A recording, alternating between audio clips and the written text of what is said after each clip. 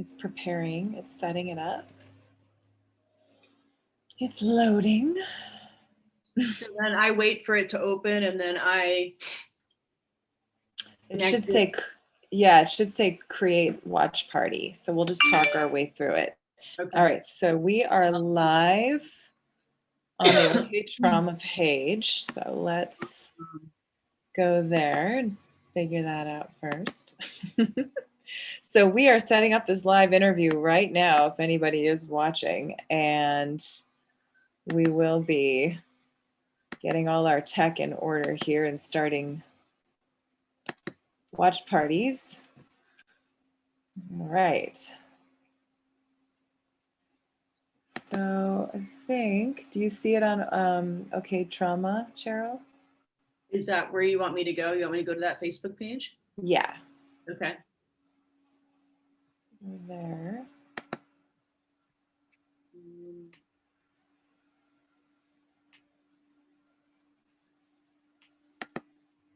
It should be live.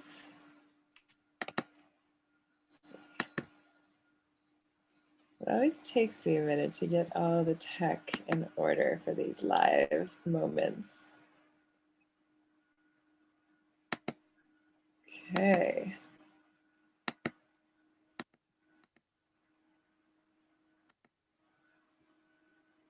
All right.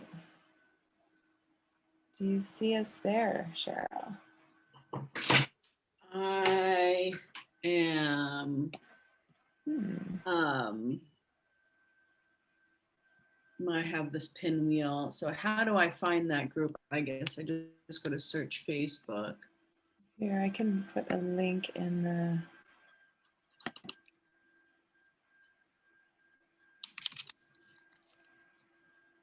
One word, right? Yep, okay. And then capital T, trauma.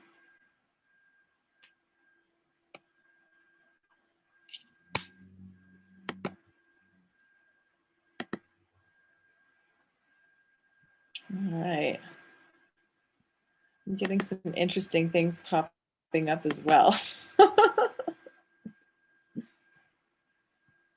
So let me make sure this is working. Here it is. Okay. Do you see us? I'm just pressing on the page. Okay. Let's see here. Live on the custom service. Okay, I see us. Yes. Great. Does it say create a watch party? I see like, comment, share. What happens when you click share?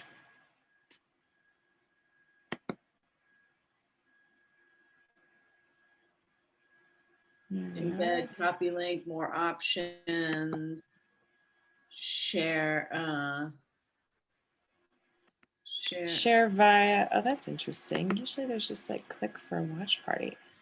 I would say copy link, and then you could put that on your Facebook page for now. So I'm not sure why. Oh, share to a page. Do you see where, thank you everybody for just being patient with us. If you go under more options on the share, and then is yours a page or a group? Yeah, do that one.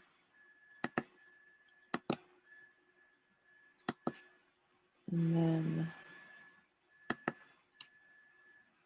I'll also share. So do I just click live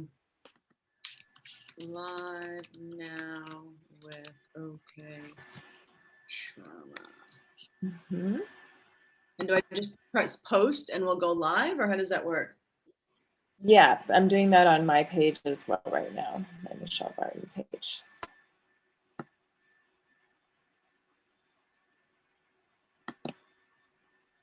And then people can just push play on that. And then we should be all settled. Okay. Oh, I can share on my public page as well. Yeah. Share. Okay. Let me know when you're set there. And then we'll get this going. I mean, we're already going, but going in a different way. Thanks for your patience, everybody. We'll get this up and running very shortly. We're our own studios at the moment.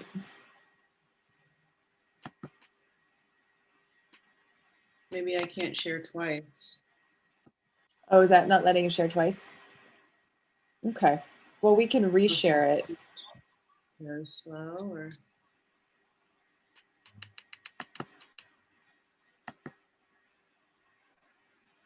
two viewers. Hey, mystery viewers.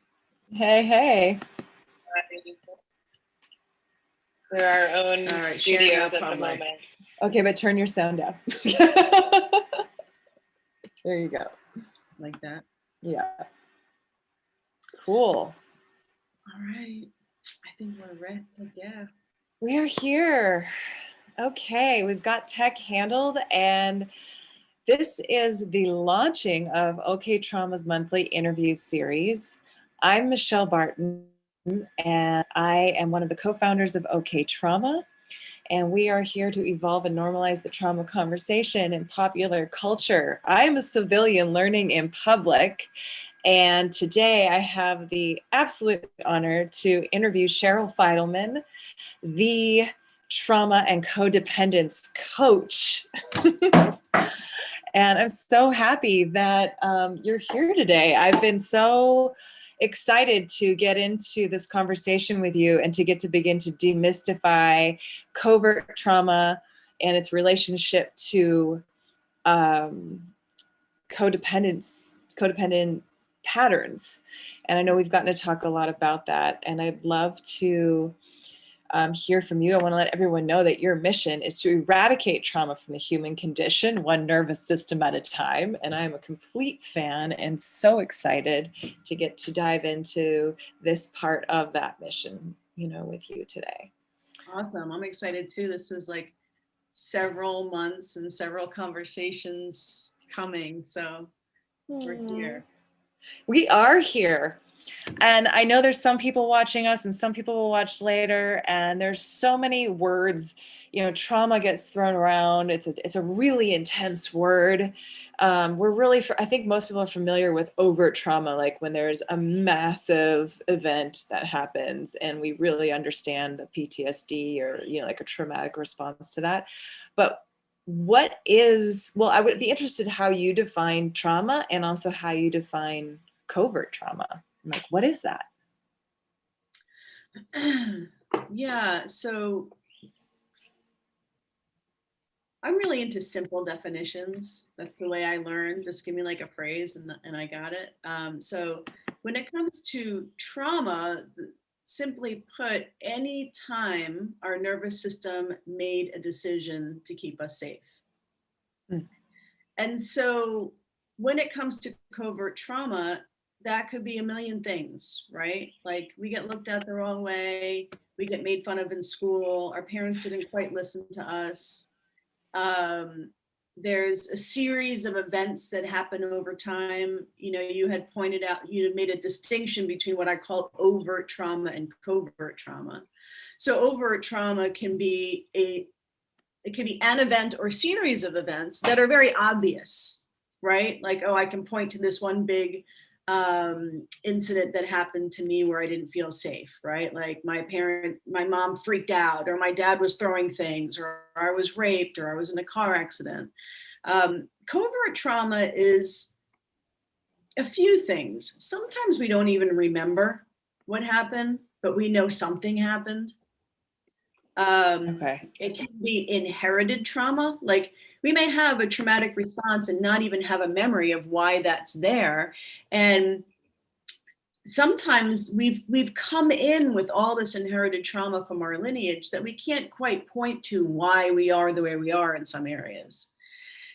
And also, when it comes to what I call my attunement practice, which is my trauma healing practice, the way in which we were attuned to as children, or lack thereof, like subtly over time, our parents just didn't pay attention to us, or they didn't listen to us in a way that accurately reflected what we meant or what we felt.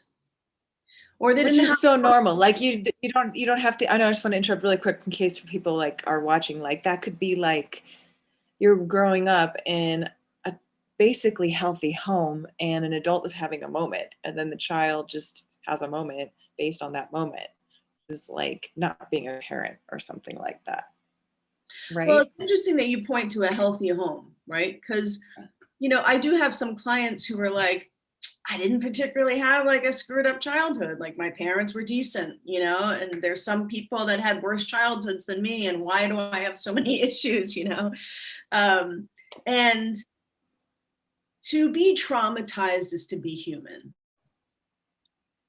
I think trauma, it has, you know, can be such a big word, but it also is kind of a subtle word. It subtly happens to us over time.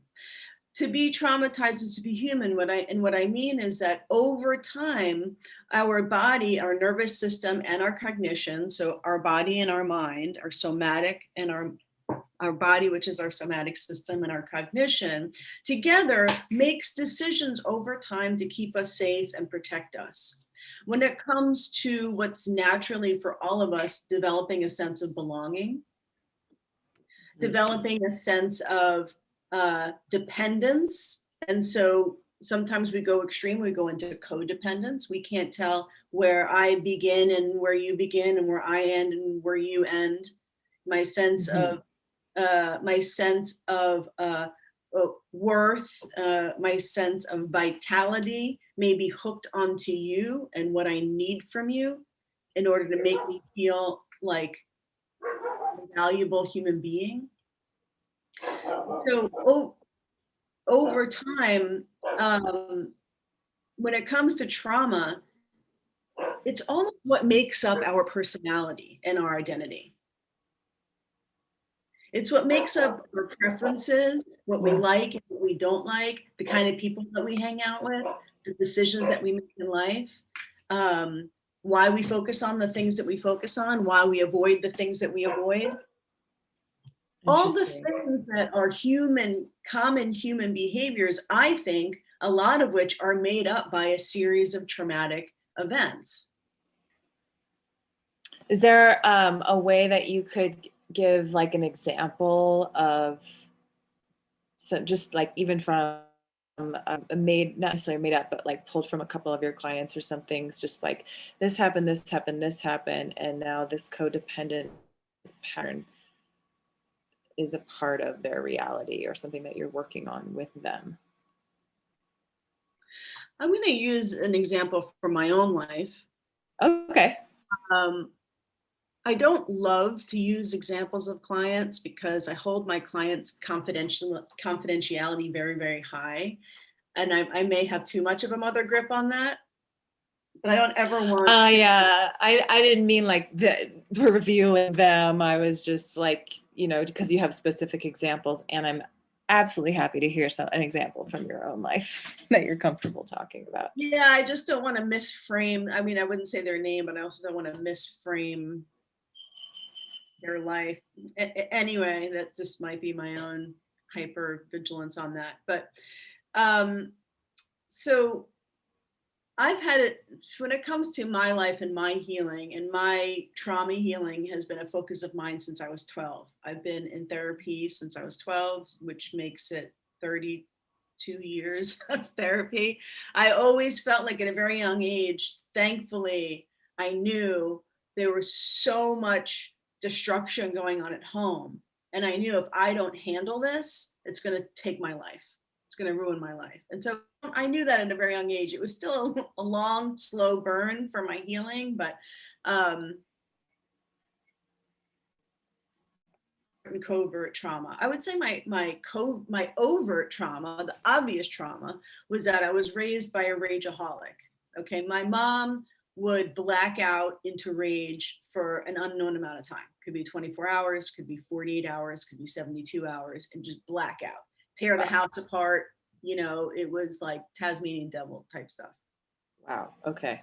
And so I had constant fear. I lived in constant fear. And when my mom was not raging out,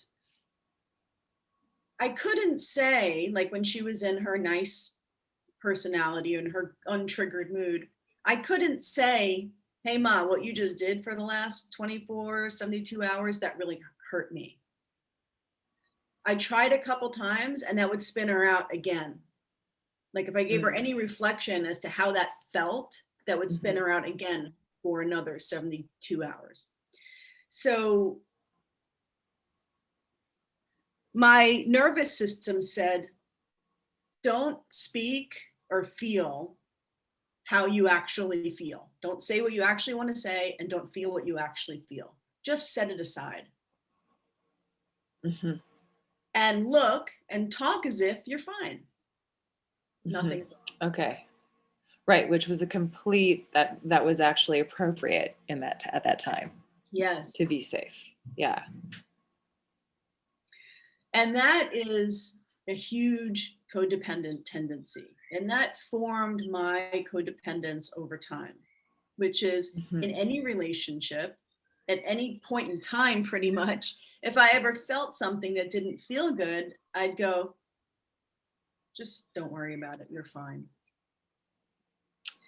And in every relationship, whether it was an intimate relationship or a friend relationship or an employer relationship, anytime something didn't feel right, I just wouldn't say it, and I was act like everything was fine. And so in every relationship, I was full of perpetrations and things that just didn't feel good to me, whether they did it or I did it. I just was always like, I'm fine. And it would come out. And I remember people would give me these reflections like, sometimes you kind of just like will blurt something out and I don't know where that came from. And it would be because I was so full of communications that I wasn't saying, and it would just come out in these little like bursts. And so that was like what I call in my work, my traumatic identity.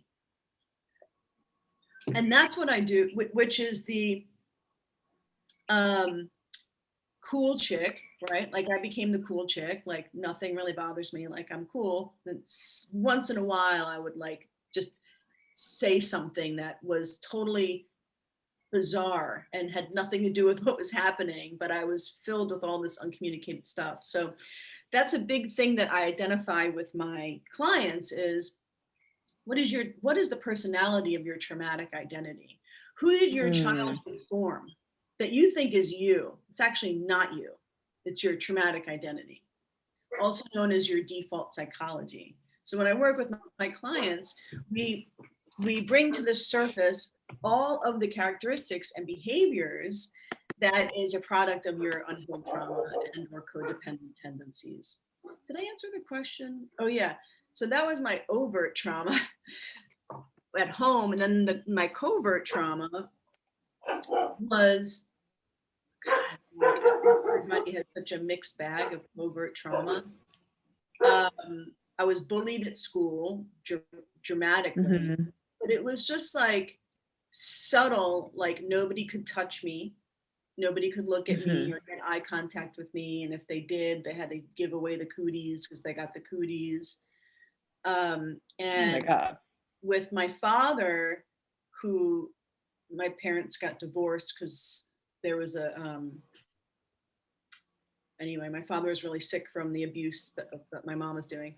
And with my father, he would always ask me like, how's everything going in the house? And I would say, oh, everything's fine. So he never knew what was happening in the house with him gone. And so, but he never really investigated. So there was something going on with my father where I just was never honest with him. And I kept him at a distance. Anyway, I could go on and on. But here's the about my life. But here's the thing about eradicating trauma from the human condition, one nervous system at a time, which is my mission that you said at the beginning. It's an impossible promise, right? If to be human is to be traumatized, then to eradicate trauma is never going to happen. But if I work with one person at a time, which I am, I've been doing this for 12 years, I can heal one nervous system at a time, then those people will have children where they teach them how to cycle through their trauma as it's happening. Because we're not taught that, right? Where we have all of this weird interactions with our parents and at school as children, and we get hurt and we get our heart broken, and nobody trains us how to deal with that. Right. So the covert traumas, whether they're overt or covert, learning how to ongoingly heal and reprogram, recenter our nervous systems is like the thing as we are evolving and maturing our relationship to our nervous system, something that will completely empower us. And it will be to move through the generations as we get more accustomed to navigating this way instead of continuing to build on top of whatever's happening in our childhood, whether it's covert or overt trauma, and then like passing that down to the next generation again with no skills. Yeah, and that's why I'm so happy to partner with you in this, mission to, and Oprah's on it now, and so many people are on it, and I'm glad to join the conversation. That if we cycle through our trauma, we won't be passing it on. To normalize the word trauma, like, hey, I'm human. I've been traumatized. Every single person, probably, I can't say for sure, but every person on the planet can probably say that. And if we normalize it and we start to have it be a conversation in elementary school and junior high and high school, have it be part of their core curriculum, the beingness of human. Mm-hmm. Right? Like home ec, where you learn how to cook and all the things, or just like your base in the way you start your day is to like really learn about the nervous system before you get into English and math and all the other things. Yeah, and this is a little bit of a digression, but if It we is, yeah. use it into human sexuality courses or health courses, because even when it comes to sex, once we hit puberty, people are just like, good luck, high five, figure it out for the rest of your life, like the rest of us did. And then we're all, becoming, boy, girl, or however gender you identify. We start to become traumatized by not knowing how to manage this puberty, this change in life, not knowing how to manage sex and our desires. And we become repressed, or we become afraid, or we become overly active because we don't know how to manage, all the hormones. So that, even in and of itself, when it comes to not teaching us how to manage our sexuality, can be traumatizing for 50 years of our life. Well, yeah, and that to me speaks to like not even an overt thing like a rape, but that speaks to more of the covert, where it's like a layered thing over time that then begins to build a personality on top of all of these covert traumatic moments that never really got recognized because there wasn't a baseline in the first place. And so then I can imagine how that develops into the codependent tendencies, where like I would start to relate to you or whoever, like, oh, they're the source of my happiness, or the only way I'll be okay is if this works out and stays together. And so we start playing into all these kind of weird neuroses with each other instead and of there's totally. And when talking about codependence and covert trauma, there's so many things that play a role, where you are in the stacking order. If you're an only child, if you have an older sibling, if you have a younger sibling, if you have an older sibling that had a really big personality, right? So you became the smaller personality to sort of fit the dynamic of that big personality. If you were a twin, oh my God, there's massive like enmeshment and mirroring covert trauma that comes with twins. I mean, it's kind of endless, the different configurations that provide some level of covert trauma. And then when you talk about intimate relationships, the more intimate the relationship, the younger the unhealed trauma that comes to the surface in the relationship. So another thing that we're not taught, when you get into a partnership, when you're dating, or you're in a relationship, or you're married, these relationships are a healing contract. If you don't go into it going, well, something's going to come up for me and something's going to come up for you, and this contract is to actually heal, then people just start to stumble over all of their regressive behaviors, and they don't notice that's your unhealed trauma coming up, because that relationship, trying to pretend it's not happening. yeah, A lot of the time, and right? it's also a codependent tendency to blame it on the other person, like, hey, what I'm feeling is your fault. Right.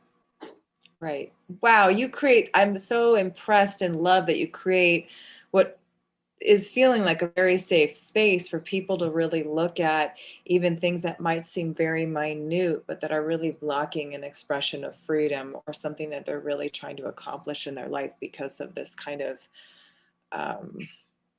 almost like haze in terms of like why they can't move forward with all of these old kind of background tendencies going on. And I'd really love to know more about your attunement practice and your methodology and how you work with people,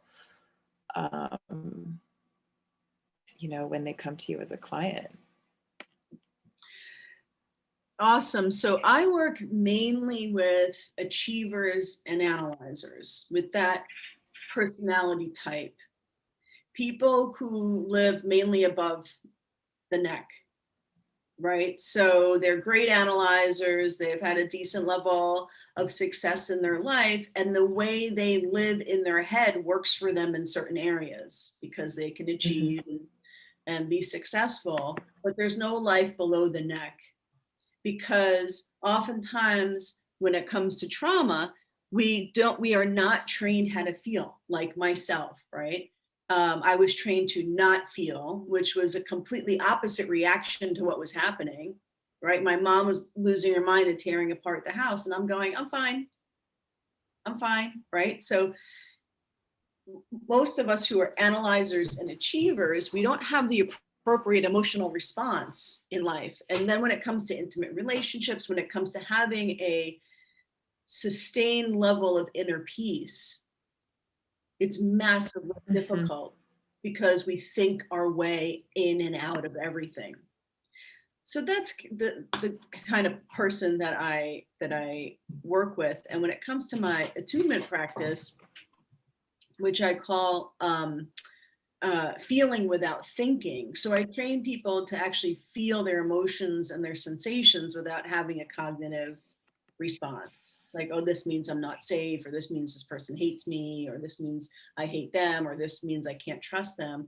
That we learn to feel what's happening in our body without making it mean something. Because that feeling or sensation probably meant, for example, I'm not safe, probably meant that as a child. So you have that correlation with that sensation and that thought as a child, but that might not be true for now when you feel that sensation in your body.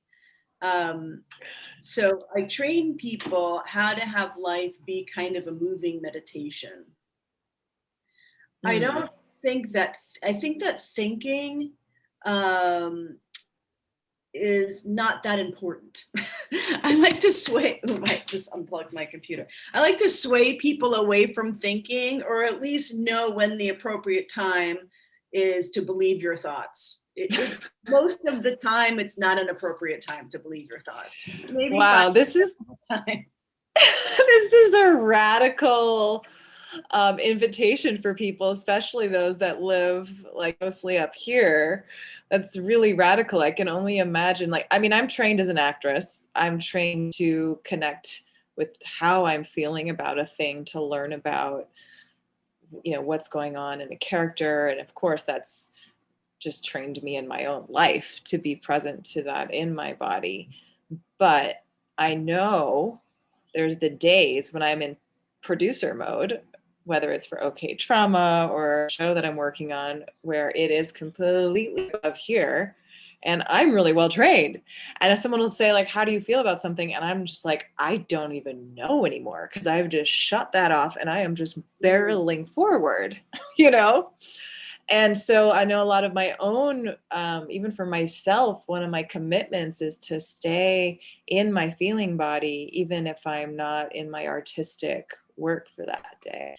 And it's like, it's a complete retraining. And so I can only imagine, I guess I wonder what that's like for people who don't even have that training background, and like how much, what it takes to get to have someone to slow down enough to even notice a sensation in their body throughout their day, when they're so, especially high achievers who are just, really used to barreling forward without noticing the rest of this whole body thing that we have.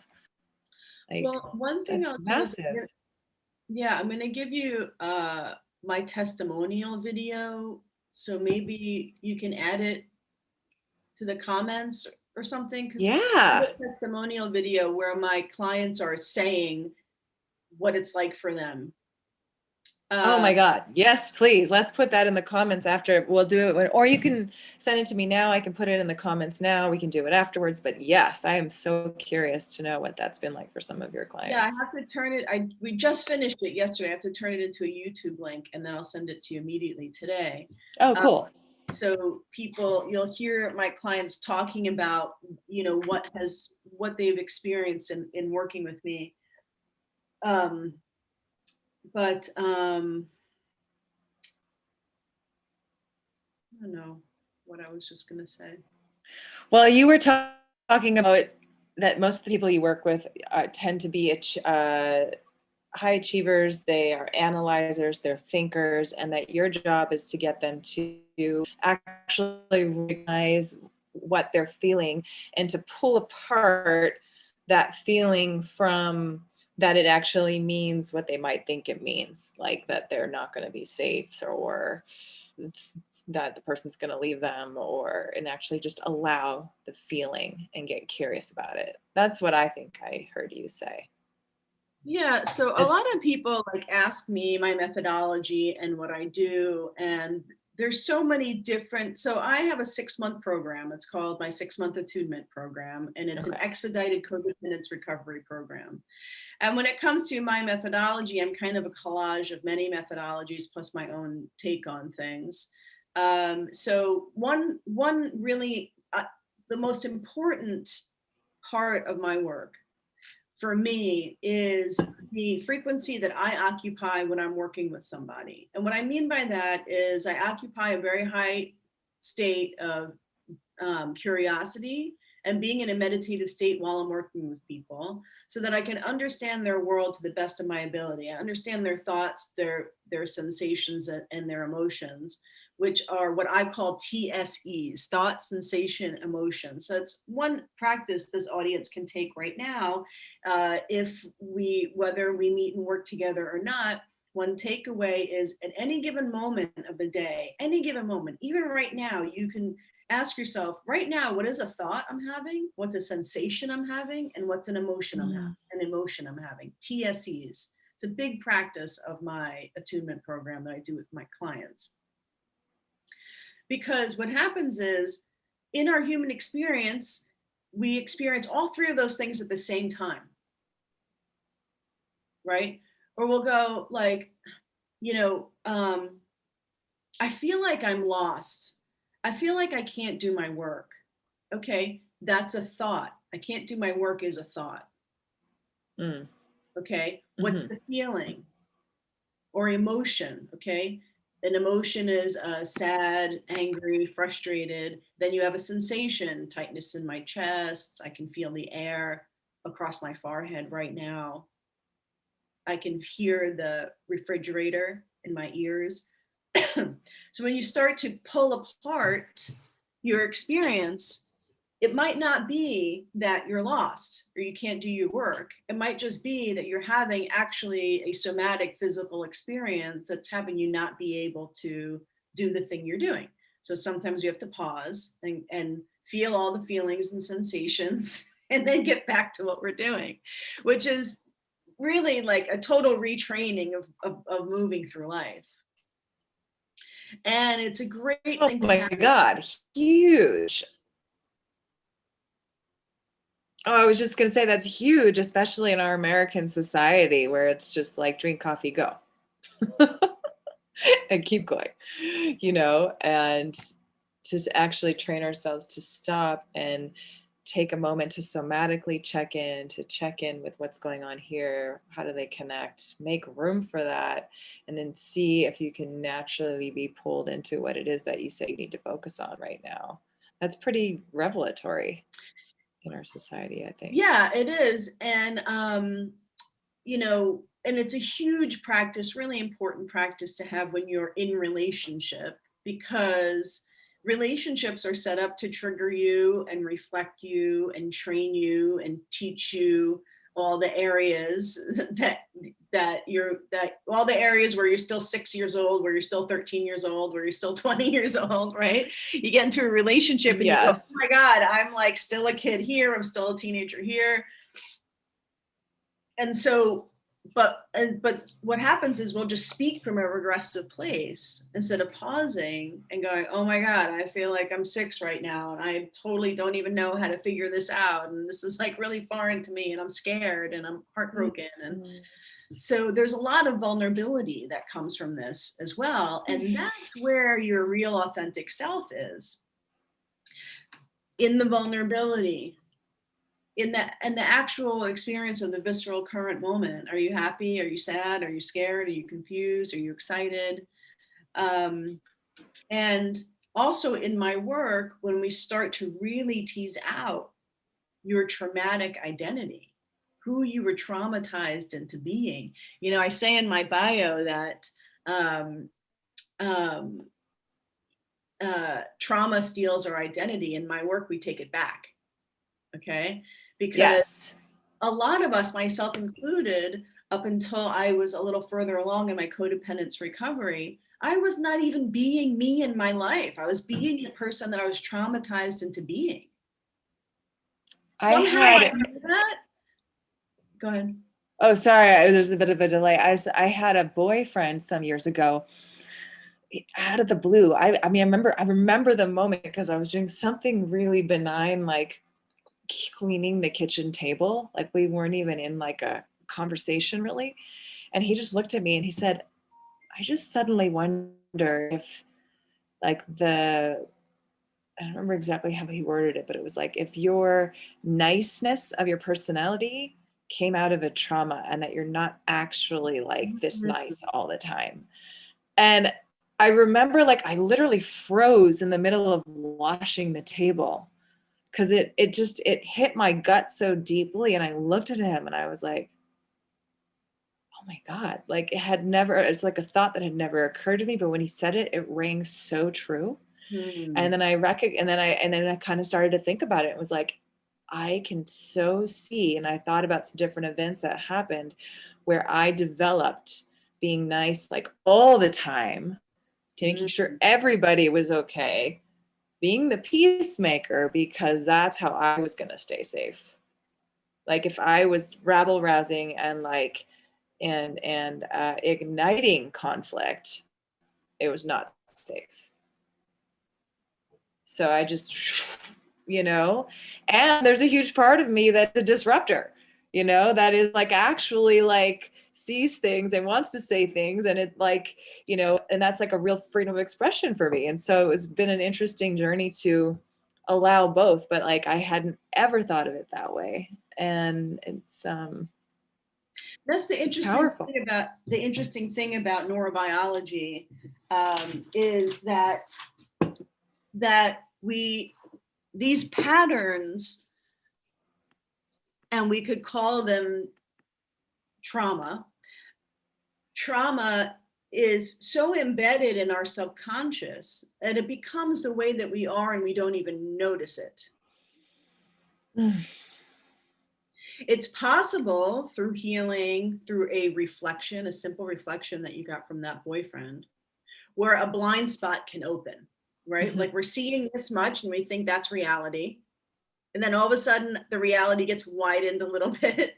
And I think that happens as we move through life, whether we're consciously on a healing path or not, where just our vision just sort of gets wider. Mm-hmm. But when we're on an intentional healing path, these blind spots to how we've been operating open up, and we go, oh, actually, perhaps it's actually not me. Perhaps it's actually not my reality.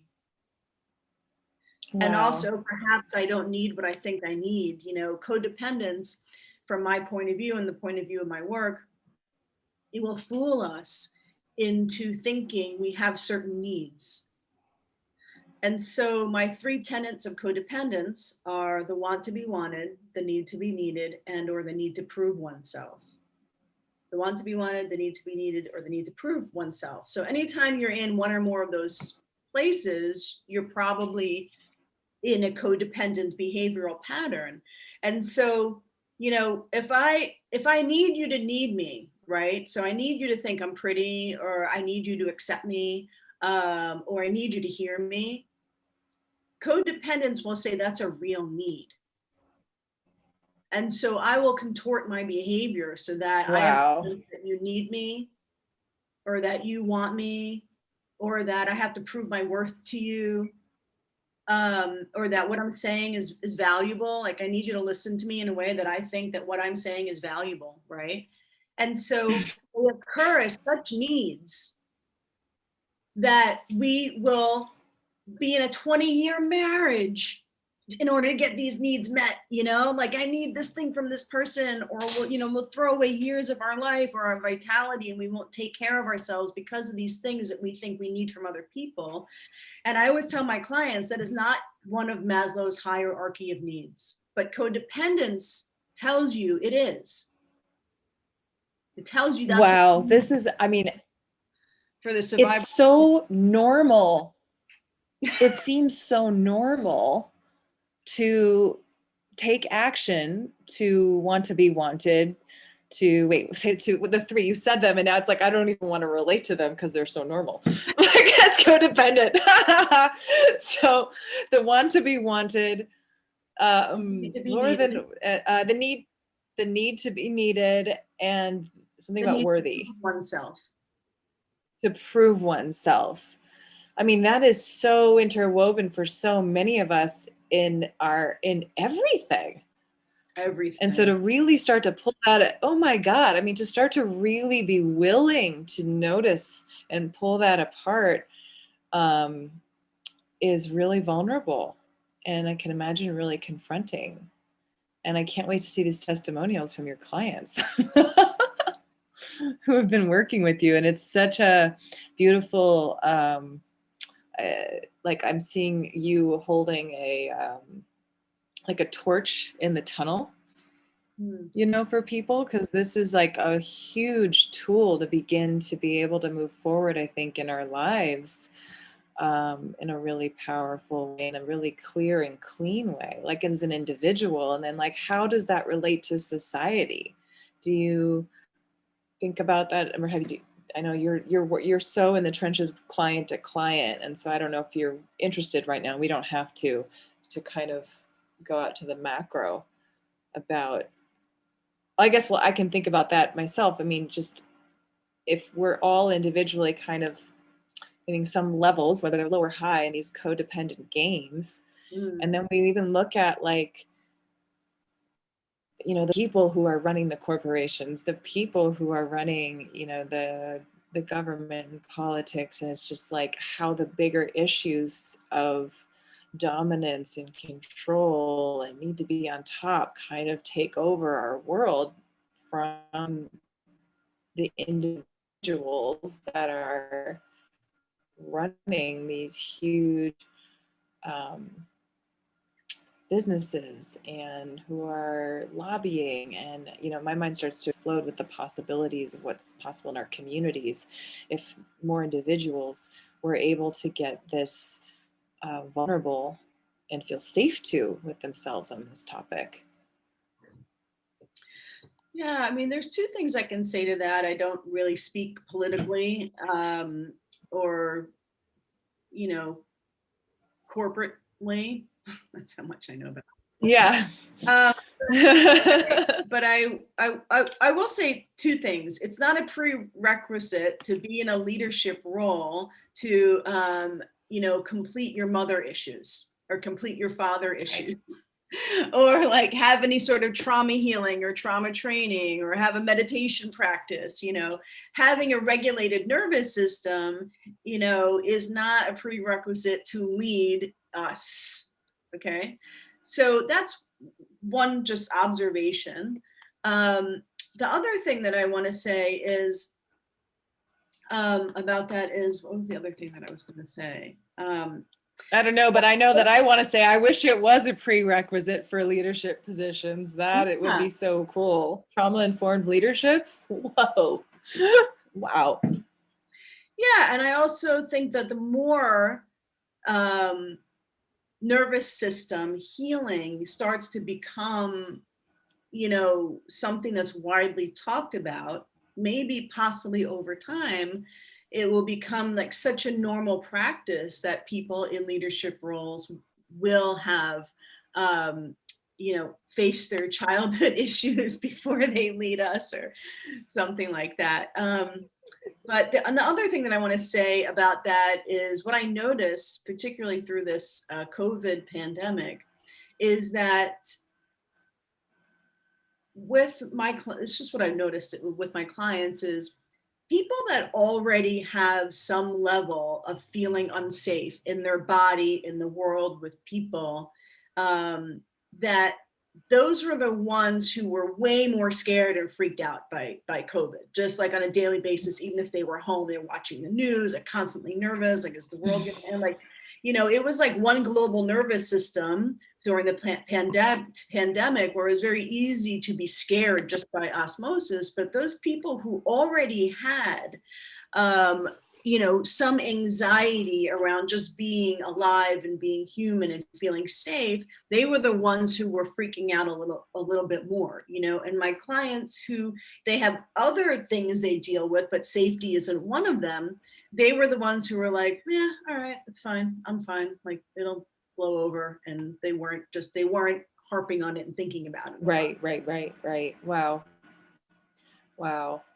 So there's some key things I'm pulling out in this, and I know we have about 15 minutes left, and I just want to name the power in training ourselves to recognize the actual emotional somatic response that we're having in a given moment, to get to know our nervous systems and to notice the stories that we tell ourselves. And I know from experience, and I know you and I talked about this a little bit, and I just want to say like how important it is and what a gift it is to give oneself to have a witness and a coach as you learn to do this, for someone to kind of hold a mirror up from another vantage point to help shed some light on things. Because I know for myself, I can get so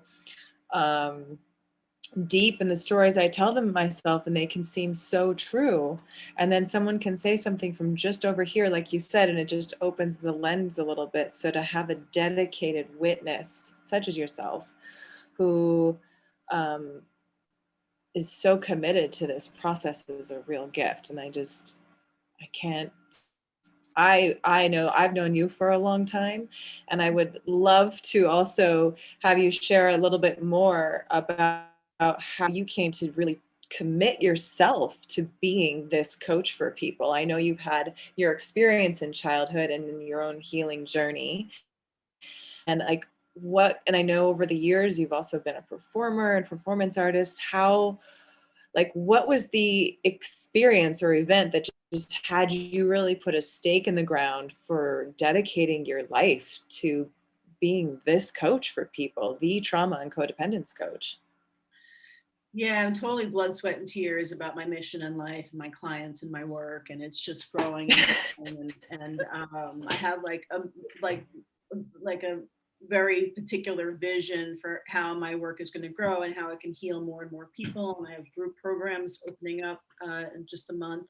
And how I got to this point was I always knew that I was going to be some sort of coach or therapist. And I knew that always knew I was an artist, and I always knew that I was going to do some sort of coaching or therapy or human behavior healing on some level. And it just took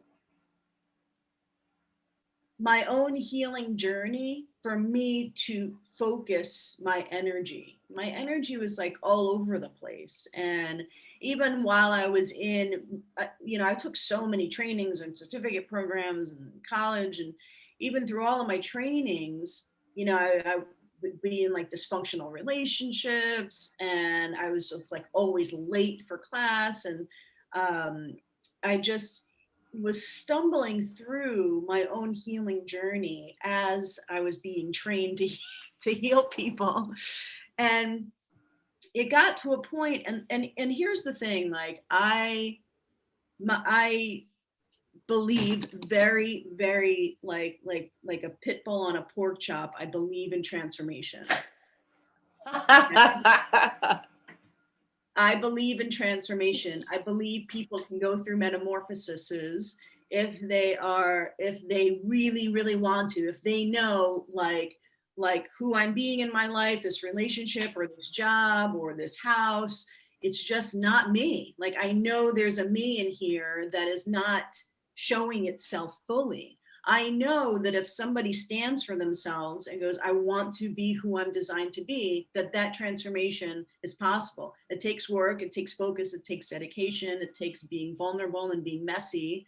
But I truly believe in transformation. I've had my own transformation really as a result of I just kept stepping up to the bat and healing different areas. And it doesn't have to take as long for people as it took me, because I've condensed my work into 6 months, and then I have all of these other modules and work around, so it doesn't have to take people as long as it took me.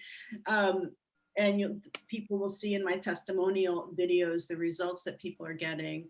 So I guess to answer your question, what I'm doing now was always my North Star. It was always where I wanted to be. I wanted to be clear enough to focus on what I want for humanity.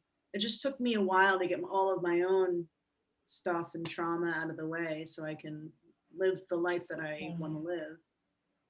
Right. And be that North Star for people. You are answering it. Yeah. Well, what I hear is that you took some long spirals, and it's really helped you to also, I think, hold space for your clients in whatever part of their journey that they're on, because you of just your own the path that you took to get where you are today. And I think that so many of our great teachers and coaches, facilitators, have taken some, we'll say, wider circles to get wherever they are. And it only now helps the power of the focus and the offering that you do have for people, and that you can offer a quicker route because you've known so many of them. And, like, and also the compassion for wherever they're at in their process too.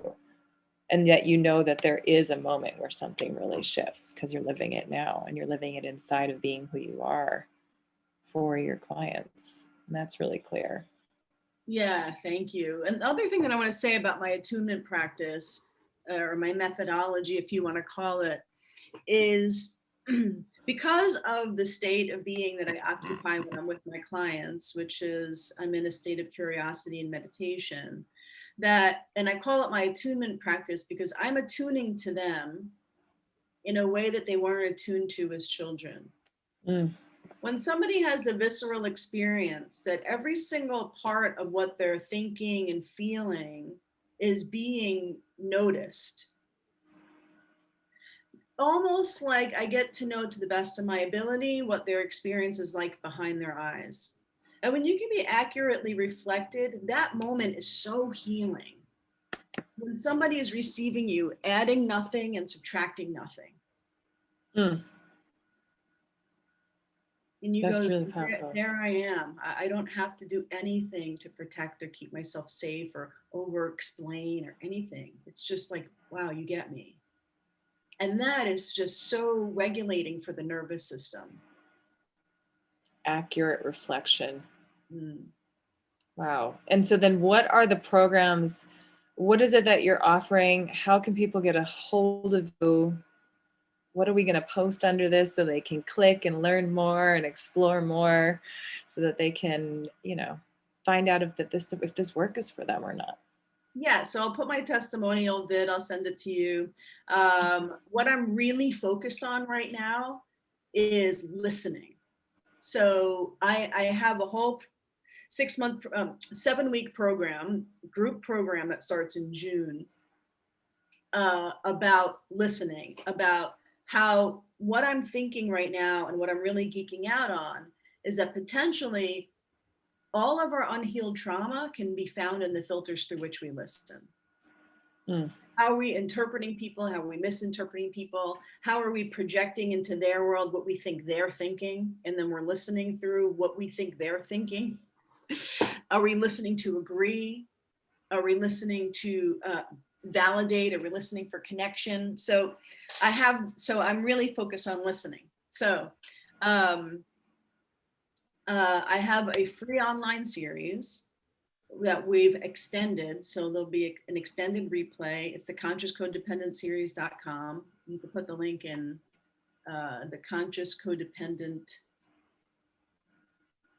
Is it the conscious codependent or conscious? I've got that I've got that link up in some of the you have it. Okay. posts of this. So yeah.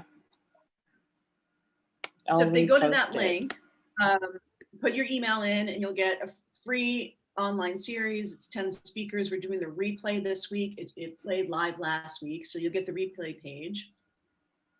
And then from there, you'll be a part of the Conscious Codependent Collective, and you'll get my free videos. I have a ton of free content. If you want to book a session with me, I have free sessions on my calendar for the OK Trauma viewers.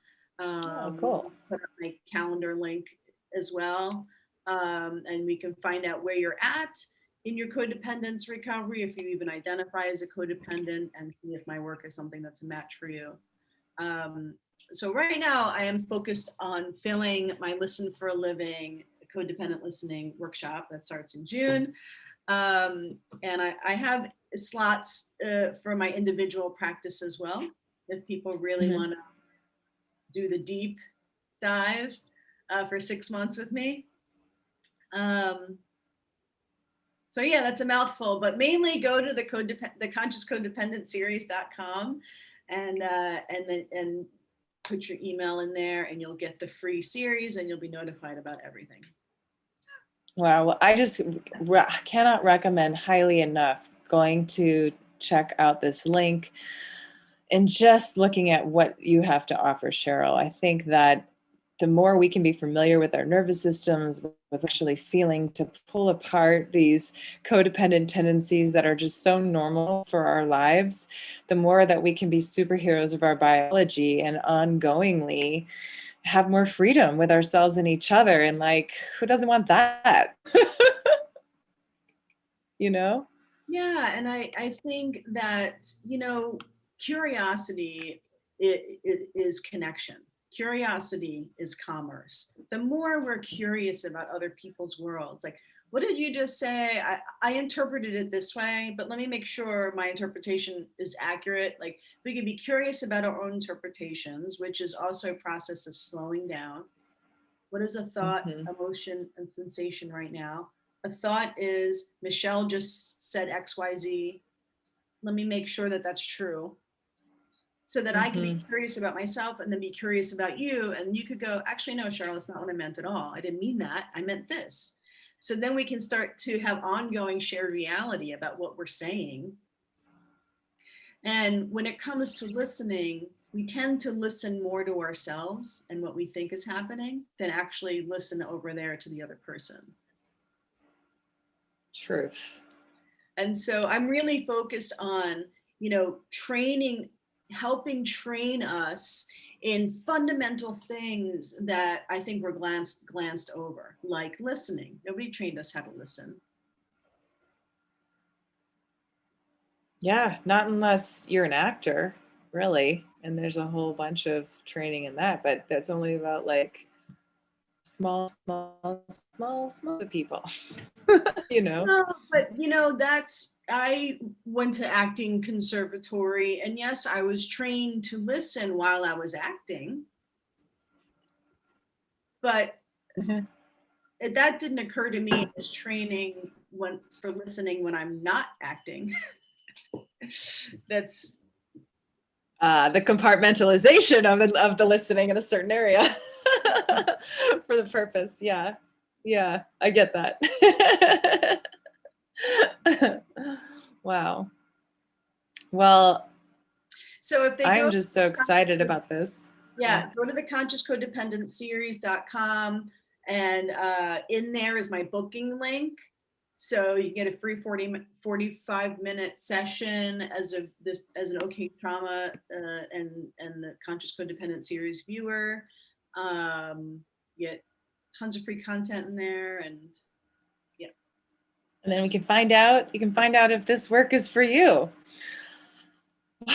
Well, thank you so much for making the time to talk to me today about this. I'm learning a lot. And like I say, I am a civilian learning in public through this OK Trauma platform. I'm really grateful to learn more about your work and to think and feel and explore more of covert trauma as it relates to codependent tendencies and the needs for wanting to be wanted and needing to be needed and The need to prove yourself. And the need to prove myself. I relate to those. I could probably relate to those. I could chew on those throughout the rest of my day with whatever I'm up to. Great. You know, I think it's really relatable content and super accessible. And I'm really grateful that you're offering the space that you do for people. So I will add all of these links, and this is recorded so we can share it around as well. And we're just going to help people find you in this work so that we can all continue to evolve and mature our understanding of our systems. Awesome. Thanks, Michelle. Thanks for just standing for getting the conversation about trauma, out into the world and spearheading this and helping push it out there. Thank you. Thanks for leading us to this. Yeah. You're welcome. You're welcome. All right, everybody. Well, thanks for whenever you watch this. Thanks for listening. Check out the links and check out our OK Trauma Facebook page and our Instagram for continued content in the coming months. And we'll have Cheryl's links here because you definitely need to check out her work. And we'll all continue on this journey of self-discovery and evolution together. Thanks again. Thanks, everybody. You're Happy welcome. healing, and life is now. Bye.